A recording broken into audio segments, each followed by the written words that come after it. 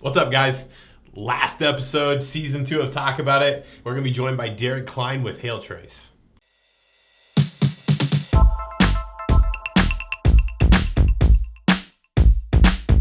Let's talk about it.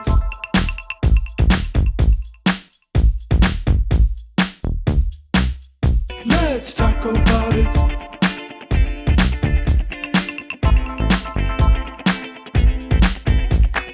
What's up, guys? We're back the last week of Talk About It, and we've got one of our favorite guests here. We're joined by Derik Kline with Hailtrace.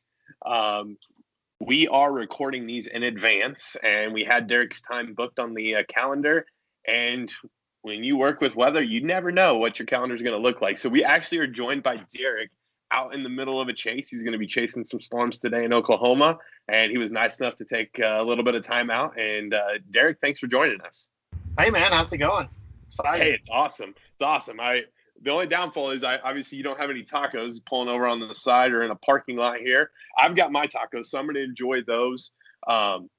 Before we dive into Hailtrace and some of those things, maybe just give us a little bit of background on your background in the industry and maybe how you came to found Hailtrace. Well, it started from this right here, storm chasing, actually. So I've been chasing tornadoes since I was 16 years old, and I need to be chasing some gas station tacos, it sounds like. Yeah, so I've been chasing storms since I was 16, and just love weather, everything that you can do with weather. Just a huge passion of mine, and so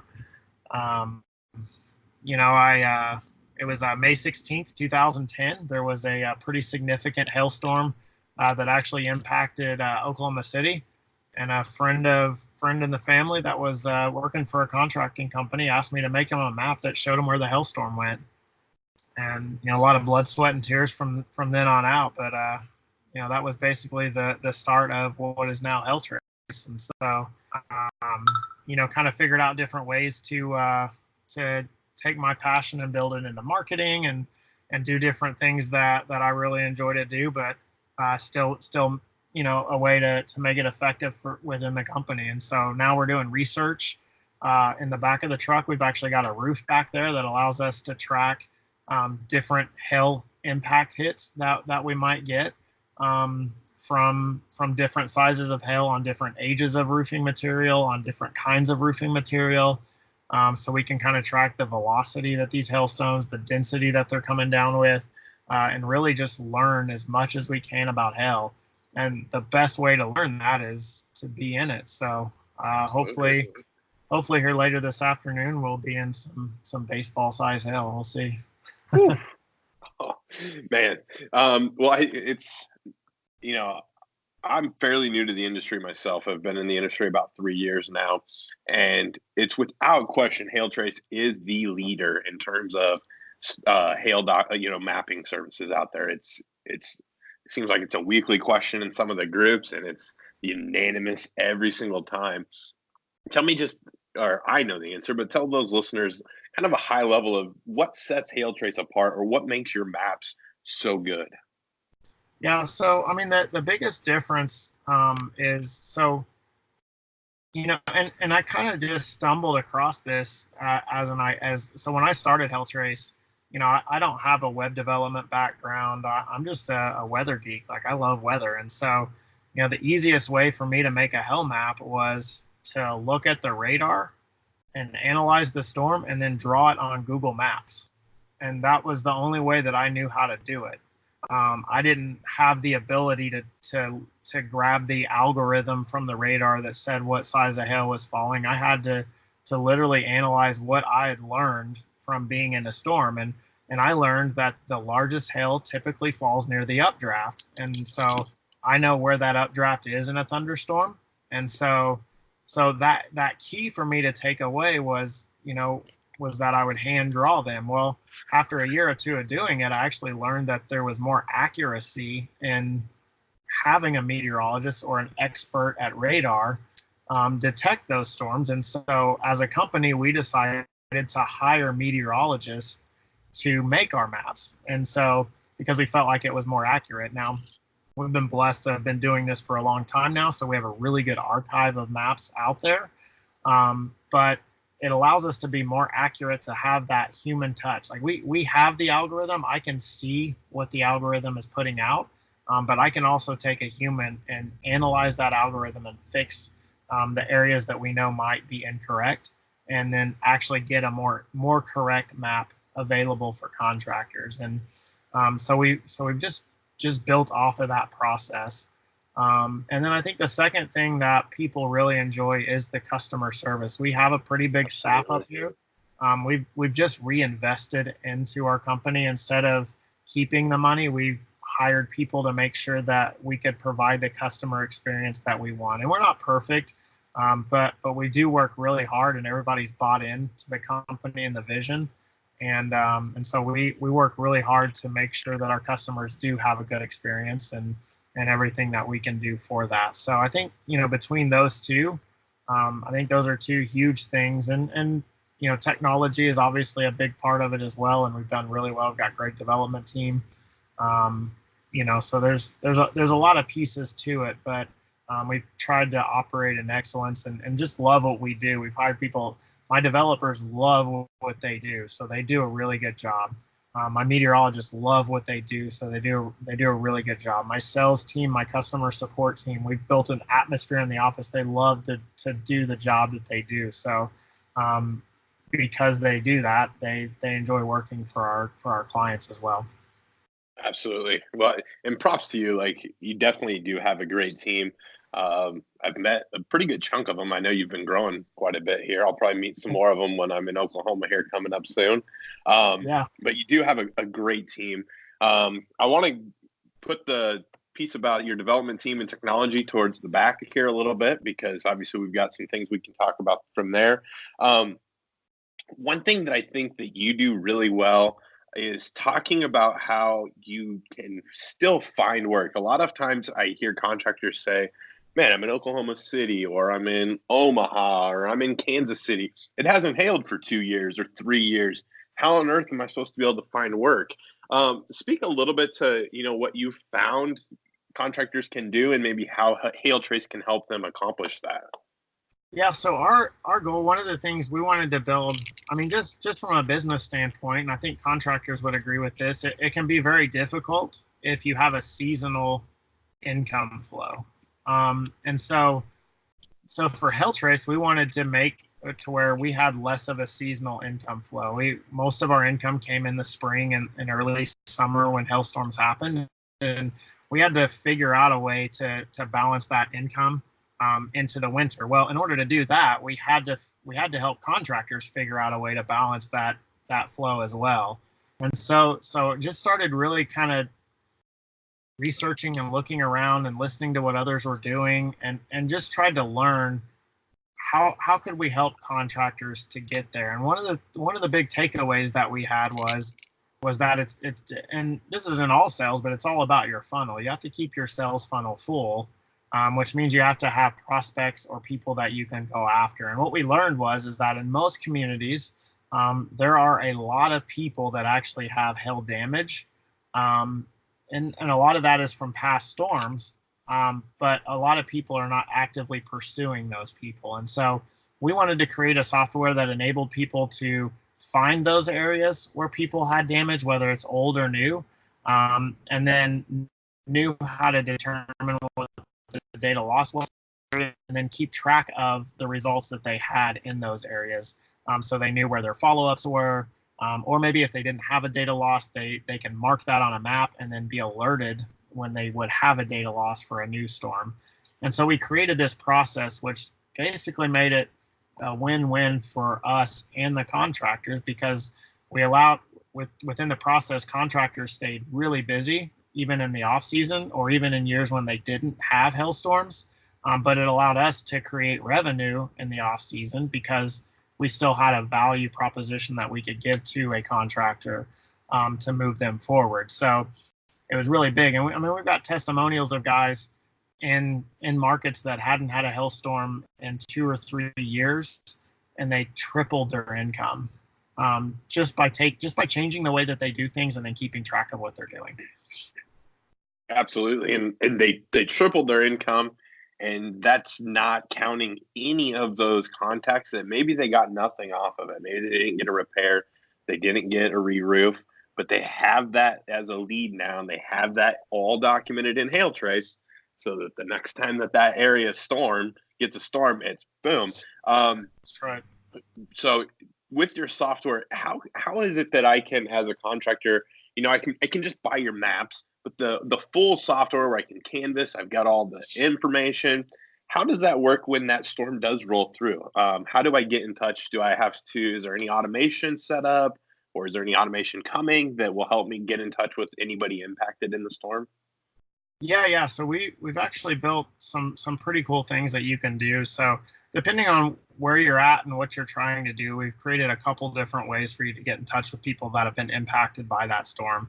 In my opinion, the first wave is always with your current customer base. That's where you got to start. That's where your bread and butter is. You're going to get referrals off of that.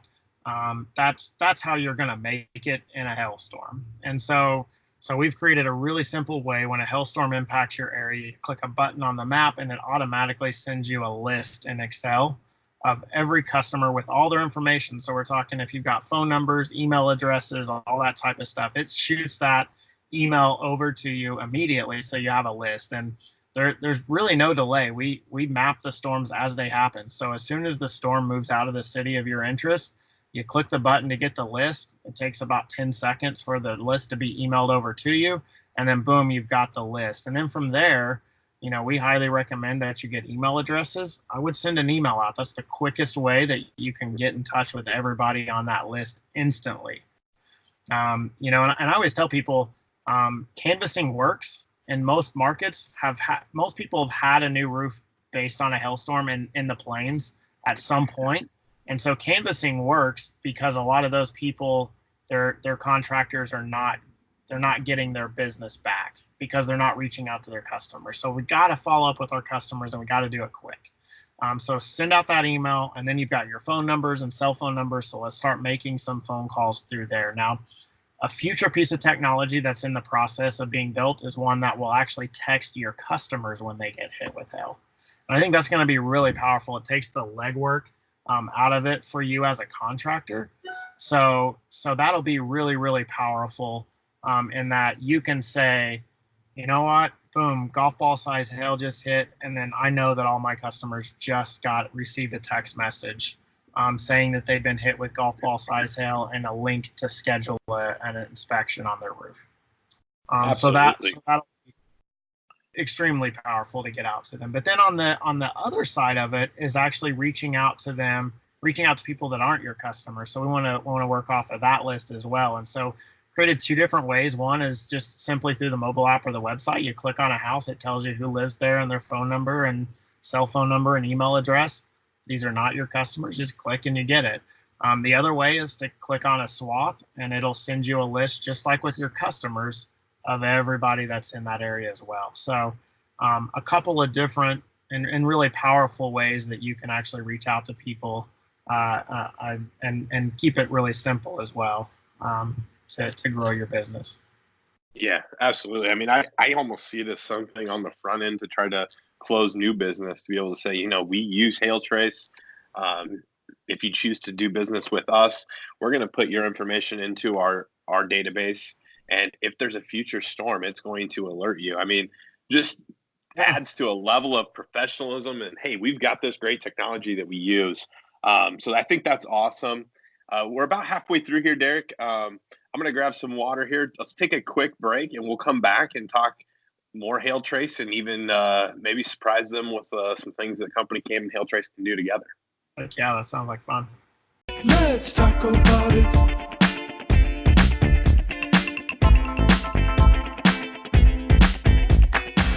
Hey guys, remember, we want to hear from you. Either comment below with any questions or comments, or email us marketing@companycam.com. We're going to select a few lucky winners with some custom Talk About It Season 2 hot sauce. Comment now. Let's talk about it.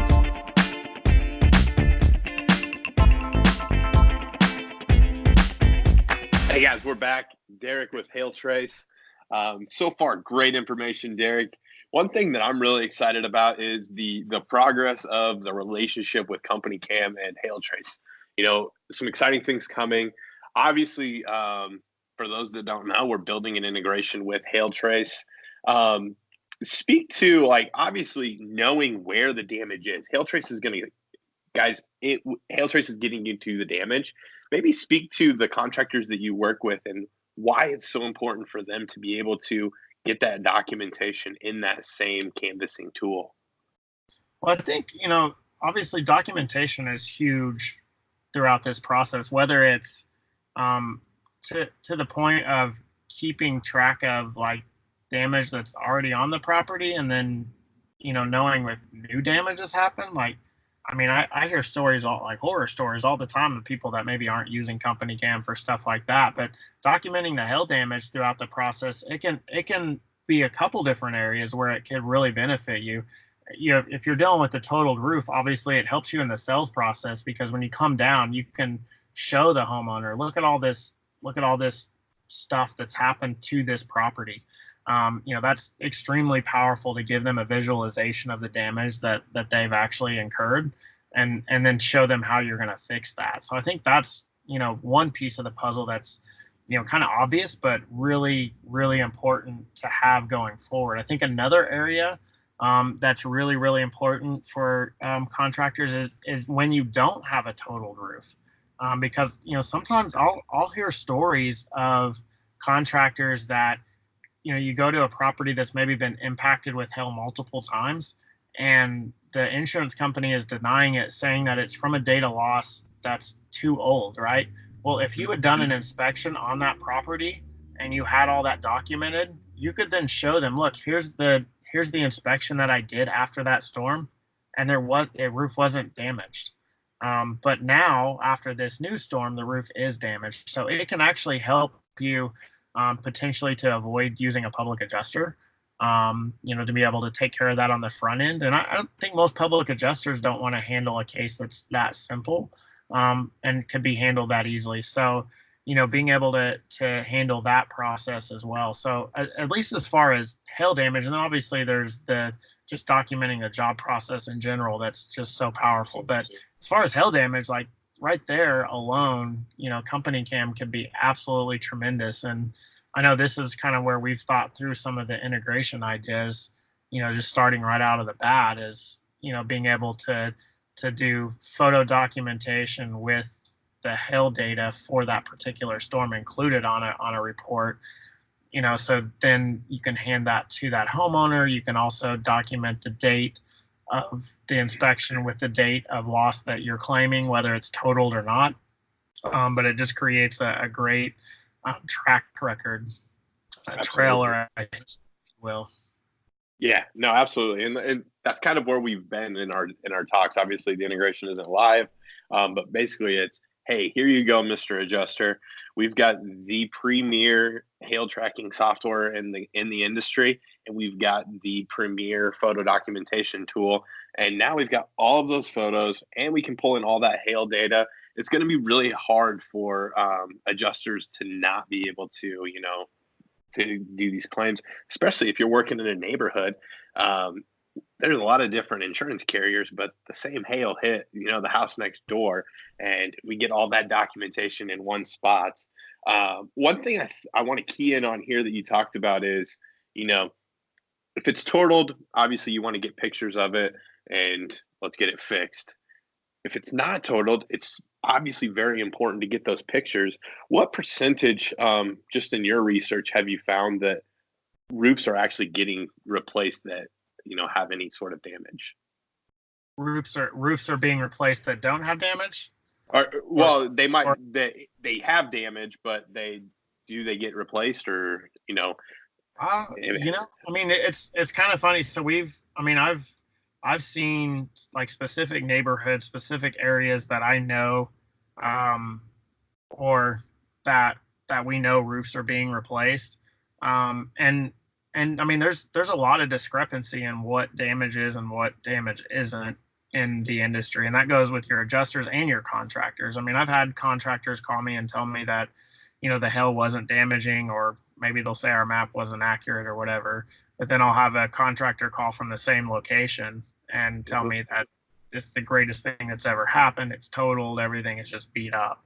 Yeah, I'm thinking more from the homeowner's perspective. So I'm the contractor. I get on the roof. Obviously, there is damage. What percentage of those homeowners actually fix their roof? Are you finding that, because I've heard numbers all over the place. I would go in that like 40 to 50% range. Absolutely. That's kind of the numbers I've heard. So 40 to 50% of these roofs are actually getting replaced. Yeah. So there's damage out there. Get it documented. I really feel like this integration is going to really help with that. It's going to drive the contract to find damage, and then make it easy for them to document and get that damage replaced and fixed. You mentioned a little bit there about the public adjusters, and obviously when you can avoid a public adjuster, that's great. But at the same time, you've got some relationships with some public adjusters. How is Hailtrace so valuable to the public adjusters? Like, they've got interest in Hailtrace, so it must be doing something for them. What is the win for them? Well, I think, part of the process of getting a claim approved is having the proper data loss for the damage that you have. So you have a statute of limitations on that insurance policy. And so you have to follow within that statute of limitations. So as a public adjuster, if I'm going to take on a claim, and I don't have the proper date of loss, then I might as well just not take the claim. So it's extremely important. So for the public adjuster, what's been nice is that we can provide that data loss, but not only are we providing it, we're also having, there's research that's being done behind it. So it's not just, oh, this computer said it might have held here. It's this computer said it might have held here, but then a meteorologist has also reviewed this and also says that it held here. So we've got some legs behind the data loss. So if it gets to the point where we do need to go to court, or where it has to go to that next step, hopefully we never do, but if it does get to that point, we know that we've got something that we can stand behind when it comes to our data loss at that property. Yes, absolutely. And that's kind of where I was going with that. So, for the adjusters, having a date of loss that they can work is huge. Mm-hmm. We just talked about, hey, 40, 50% of them are getting replaced. It's okay to go and document the ones that maybe don't have an effective data loss, get it into the Hailtrace software, contractors, and it's going to alert you when that property gets that new date of loss. Maybe you can go work that one. And so, I'm not a roofing contractor, but I think that the tool you guys have built, like I said, you should be commended. It's awesome. But if I was going to go out and work a storm, I'm not working it without Hailtrace. And so that's awesome. A couple things that we've got going. If you do have questions throughout this, I should have mentioned this earlier, just comment below or email us, marketing@CompanyCam.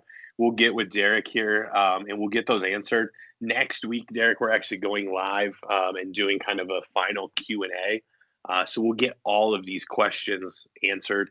So if anybody has any questions, any documentation or any assets that Derik has, we'll get those shared over to you guys as well. And then one final plug here before we sign off for this season of CompanyCam. We do have the purple shirts. What's the saying? Give me that perp, because where the perp is, that's where the hail is. So we've got those co-branded shirts that, if you sign up for a trial with CompanyCam, give Hailtrace a try. We'll get one of those shirts out to you as well. So, Derik, thanks a ton for joining us. I hope you find those baseballs. I hope they just avoid my house today.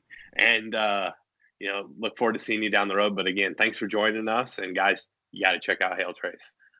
So until next week with the live Q&A, and until next season, thanks for joining us. And we'll talk to you later. Let's talk about it.